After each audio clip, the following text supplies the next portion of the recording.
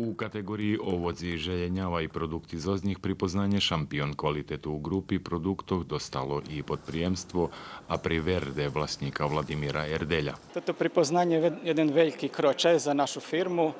Počali smo pred 5 rokami, teraz sme napravili kročaj, ktorý še približuje k krajnjomu kupcu. Robili sme na veljko, za veljki firmi.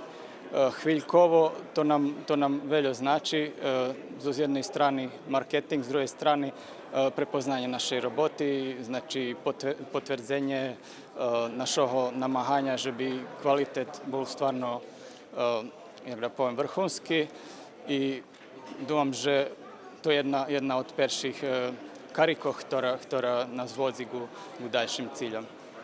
I gdje naši patrači vaš produkt môžu kúpiť, gdje môžeme dojsť do ňoho?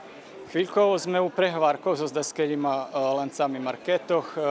Tiž tak planirame i prek interneta predavanje. Z druge strane, tu nam še približuje nahoda za ješenjski novosadski sajam.